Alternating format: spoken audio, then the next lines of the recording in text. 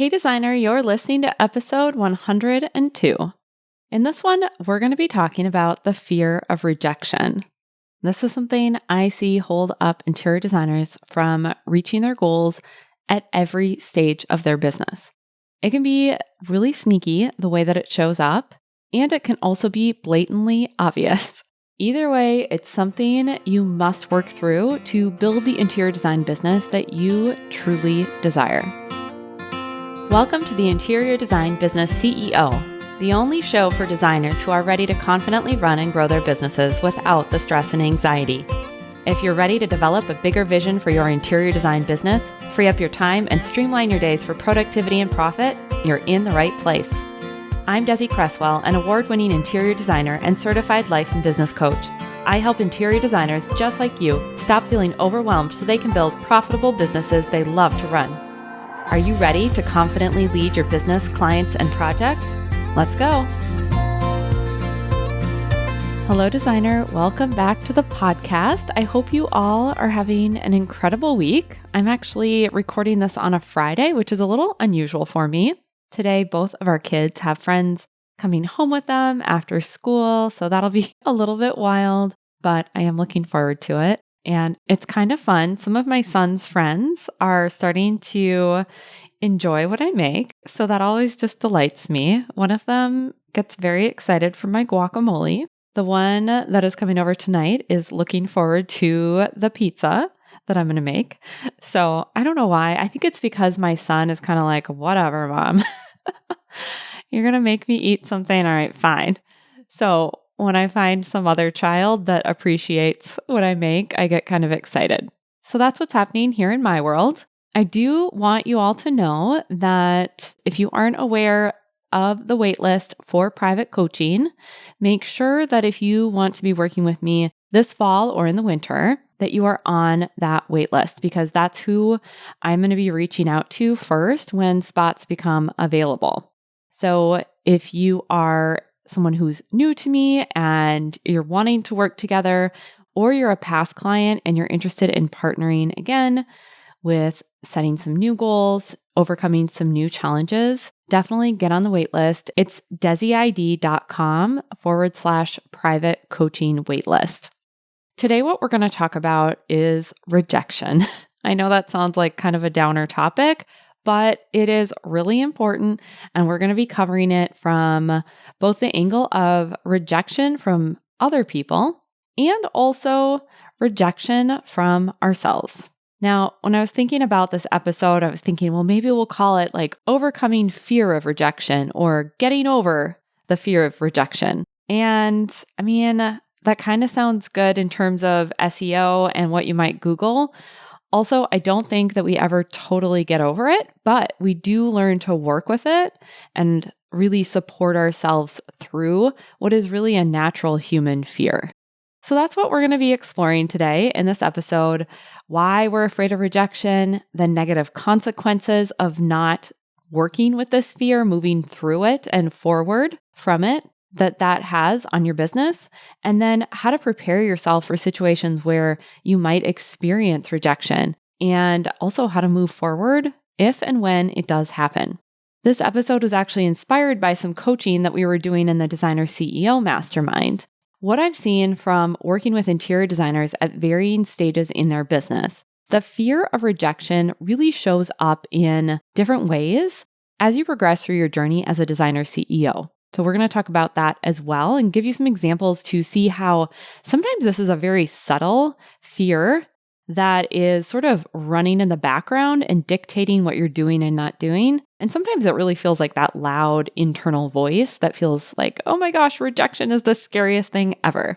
So we're going to talk about how that fear of rejection can show up in a lot of different ways, big and small. I want to give you some examples of what I mean by those big and small ways, subtle and not so subtle ways, to get you thinking about what are the ways that fear of rejection is showing up for me right now, or maybe in the past, or how you might anticipate it even in the future. I've seen it come up around acceptance of proposals and contracts. I think that's probably the most obvious one, where we start to second guess. Is this too much? Are they going to be okay with those terms? Are they going to say yes? Is this my next project? Fear of rejection can also really come up in your design schemes, what you present to the client. Maybe you feel like you're pushing them. Maybe you're concerned that they're not going to like it and not like you or your design. It might come up around asking for testimonials or feedback from your clients, right? The fear of, oh my gosh, what are they going to say? It might even come up in hiring. This is a little bit of a sneakier one where you are maybe promoting that you're hiring for the first time or expanding an existing team. You might have a fear there of, will they want to work with me? Do I have enough to offer? Is this going to be what they expect? Would they rather work for someone else? This fear can also come up in building your network and referral partner relationships. Again, that will they like me? Are they going to like me better than some other designer down the street that they might refer to? Maybe if you're trying to build a brand and want to approach a furniture line for a collaboration or be a guest on a podcast so you can start to position yourself as a thought leader in the interior design industry. What I want you to see is that the fear of rejection is likely showing up in one or multiple areas for you. And that rejection just doesn't hold us back when we think of one dramatic encounter that's going to wreck us forever. It will pop up in lots of different ways throughout the week, throughout your goals, throughout your relationships. It's pretty prevalent. And I think in creative fields such as design, it's especially common. The emotional sensitivity to the possibility of rejection, or maybe even an actual instance where someone does turn you or your idea down, it can be really heightened because of the intimate nature of the relationships that we have and the work that we do. We care so deeply about design, what we do, how we do it, and so it can feel very vulnerable to say, here, I made this for you, or this is important, and I hope you think it's important too. Or I hope you value what I do enough to say yes to what I'm proposing. That feels really vulnerable. And it feels like a lot is on the line when you put yourself out there like that. And it often feels like a threat to you personally. The reason it feels like a personal threat is that often when we have an interaction or some kind of outcome that we encounter or create, we make the rejection, or we could just call it an absence of acceptance, we make that mean something about us. Meaning, if you get a no, you make that mean something bad about yourself. Maybe it's that you aren't talented, or that you aren't as good as you thought. Maybe no one likes you, or whatever it is you desire just isn't going to happen. Those are just a few examples of what you might make a rejection mean. And when you're making a no mean all of that, it is going to stop you in your tracks or really trip you up in taking action. Often fear of rejection is going to lead to procrastination, avoidance, and often overlooked outcome of this fear is people pleasing.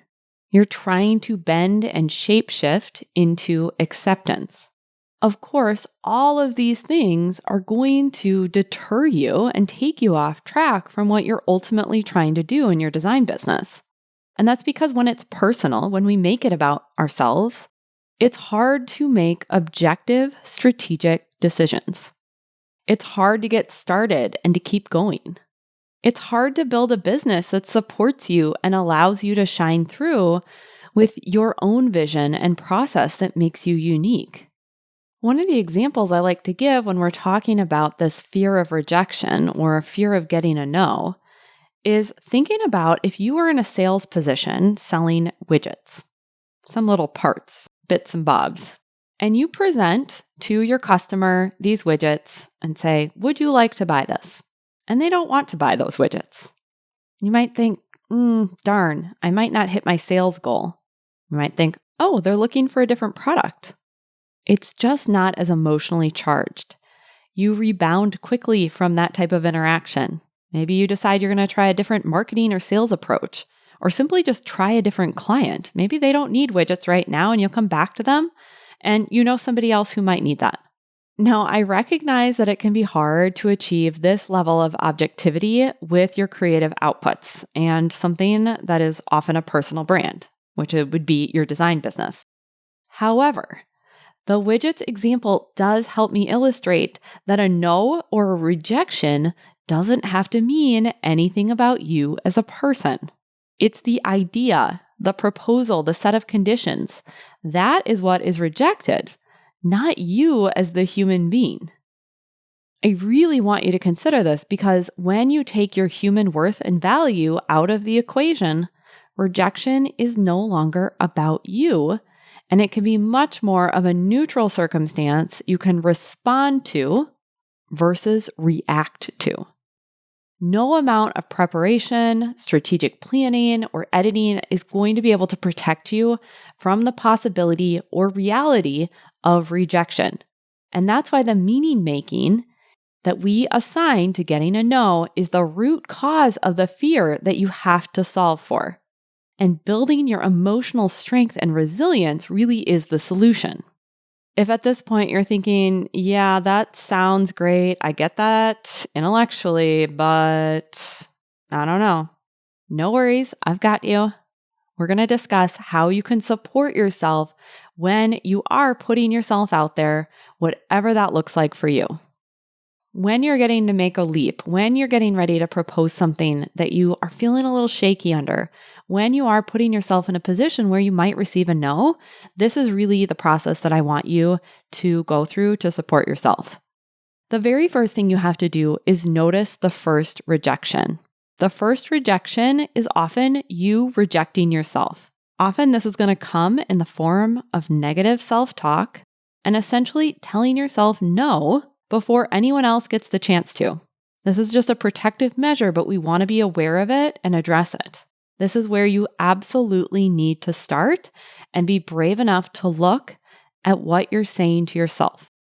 When you picture yourself presenting an idea, proposing a plan, pitching a collaboration, whatever it is, I want you to notice what comes up. What is the story you're telling yourself? And who do you think you are in that moment? What do you think that means about you that you would do such a bold thing and possibly get a no? Maybe it's that you think you can't do it. Maybe you're telling yourself, oh, I'd be so pushy. One other way you can look at this is to think about what are you worried other people or the other person is going to think of you. Really, this is just going to give you further insight into what you're really thinking about yourself. Writing or doing a thought download, journaling, it is really one of the best ways to uncover what this initial rejection of self is and what that sounds like internally so that you can then process it either with yourself or with a coach like myself. Sometimes when we put these thoughts down on paper, we get them out in the open and we see, oh yeah, that's kind of ridiculous. I can let that go. But some of them are going to sting and feel true. Those are the parts you're probably buying into and believing about yourself. That's what you need to wiggle loose because it wouldn't sting so much if you didn't believe it. I know that this can be pretty uncomfortable to look at some of those things that we're telling ourselves. And often these stories are really old. But even though these insights can be hard to see, looking at them openly and with compassion really is an opportunity to resolve and release those stories so that you can move towards your goals you want to achieve. Because creating a bigger and better business is going to require you to put yourself in positions where rejection is possible. After you look at that initial rejection, then the second piece of this is to name or proactively decide what you know to be true about you and your business. Step number 2 piggybacks off step number 1. Once you know what you've been telling yourself about you, or what you've been telling yourself others think of you, now you can proactively decide what you want to think of you. Decide who you are and form an opinion of yourself that you can ground into, that feels true, and that you can return to when you feel shaky. Deciding what you know to be true about yourself does not have to be something super grand and something that feels totally out of reach. Like I'm the best, most amazing person in the whole wide world and everyone should work with me, right? It could be something simple like I am a good person or I've had success in the past and I know I'll be able to create it in the future. Or one belief that I really love to ground into is that no single no will ever break my business. The truth is that not everyone's going to respond to you in the way that you want. That's just inevitable. So we want to take time to give yourself solid ground and a few core beliefs that you can return to when others don't see you or your ideas the way that you want them to, or the way that you think they should be perceived. This step in this process is really a gift to future you, and that is knowing you have your own back. Step number 3 is to put no on the table as a possibility. Trying to avoid the possibility of a no, whether that shows up in the form of procrastination, overthinking, over-preparing, playing out entire scenes in your mind, maybe a combination of all of those, all that's going to do is prevent you from taking action. It's going to delay the possibility of getting a no, but that also means you're delaying the possibility of getting a yes.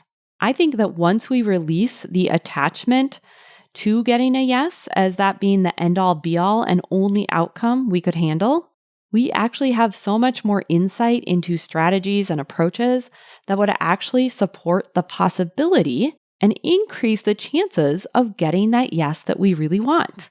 This happens because you end up shifting using all of your mental energy and effort to avoid an undesired outcome, to using that brain power to set yourself up to do what you can do that's within your control to create the outcomes you're hoping for. That's going to be a much better use of your time and energy. Not to mention, it's going to be way less stressful once you just put no on the table. Because the truth is, as I've mentioned before in this episode, a no or a rejection's always on the table, whether you allow yourself to see it that way or allow yourself to spin in avoidance. It doesn't change that truth. The other reason putting no on the table as an option is so helpful is that it exposes the flimsy story of hope that keeps us from entering into situations where rejection is possible. If you think about the emotional spectrum, at the very bottom of it, there's the feelings that I'd say we all really like to avoid and don't really want to feel. And then in the middle, there's those neutral feelings that we're kind of like, yeah, take it or leave it. And then there's the higher vibration feelings that we tend to chase and idealize. When you're trying to avoid rejection, you're just really trying to avoid those feelings of fear, disappointment, unworthiness, shame, you name it. All of those emotions that I think most of us would like to escape from and eliminate from our human experience if it was possible. So if you don't take action, that opens you up to the possibility of rejection. That allows you to be staying in the emotional vibration of hope, possibility, desire, pride, excitement, all of those feelings that we tend to go after and want to stay in perpetually. Our visualizations of what could or could not happen create an emotional experience in the body. And so, of course, your brain wants to choose the ones that feel better. Here's the key thing though. In both of those options, it's all imagined. You're imagining what it might feel like in an outcome that might happen. And if you take action, then you can no longer hold on to the fantasy of what could be. You confront yourself with what is right now, whatever that result is. And that can feel like a really hard trade for your brain to make. The other person might just be wrong about you. They might not hold the vision you have. Your values might not align or the timing might be off. And it could work out.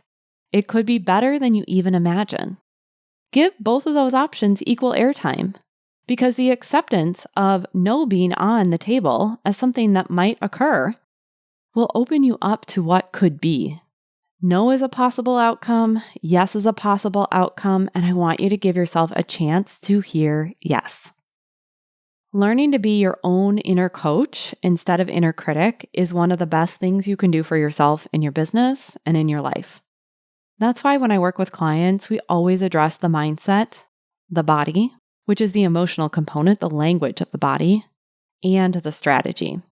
When those three pieces align and come together, that is really when you will thrive and your business will thrive and you'll have the resilience to set goals for yourself that you didn't think were possible and go after them. You're going to take action more quickly and with more confidence. You're going to be more bold in asking for what you want and creating those opportunities for yourself. When you're willing to hear no or not right now, you're going to get a lot more yeses. And even when it's a no or a not right now, you're going to have the mindset tools to redirect those critical thought patterns and the emotional resilience to ride the highs and lows that come when you do things you've never done before. And also have access to that strategic planning part of your brain and the high-level thinking that's really required to understand what it takes to get better outcomes and lead your business as the designer CEO. As we wrap up, I want to recap how to work with and move beyond the fear of rejection so that it doesn't have to be such a stumbling block in your interior design business. So the first step is to notice that initial first rejection, you rejecting yourself. The second step is to name for yourself and proactively decide what you know to be true about you. And step number 3 is to put no on the table as a possibility, because that opens you up to yes as a possibility. Working on just this one piece, this fear of rejection, and learning to support yourself through it is going to be transformative for your business and for your goals. I've given you some steps here that you can run with, and I also want to invite you to do it with my support. I'm going to be working with a select number of designers this fall and winter, and if you want this holistic approach to business coaching, then make sure you get your name on the waitlist for private coaching. The way that you get on the waitlist is go to desiid.com/private coaching waitlist. The link will be in the show notes, or you can just type that in and enter your name. I ask you a few questions just to get a sense of what you want to work on and if private coaching would be the most supportive option for that. And then I'll be reaching out in the nearish future to get a time booked for us to meet live and talk through exactly what you want to work on and ensure that we would be a great match for working together. That's what I have for you this week. And next week, I'll be back, as always, with a brand new episode. Until then, I am wishing you a beautiful week. Have you ever wished I could be your coach? If so, keep listening. For a limited time, when you leave a rating and review for the podcast, you'll be entered to win a one-on-one coaching session with me. I can answer your questions and coach you on your unique challenges. All you have to do is scroll down to the bottom of your podcast app, tap the 5 stars, and leave a review. Tell me your favorite episode, why you look forward to listening every week, or why another designer needs to check out the show. It won't take long, and as a thank you for leaving a rating and review, you'll have the opportunity to win a private coaching session with me. Just click the link in the show notes to submit your review so I know how to get in touch. I can't wait to select a winner, and it might be you. I'll talk to you next week. Thanks for joining me for this week's episode of the Interior Design Business CEO. If you want more tips, tools, and strategies, visit www.desiCresswell.com. And if you're ready to take what you've learned on the podcast to the next level, I'd love for you to check out my signature group coaching program, Out of Overwhelm.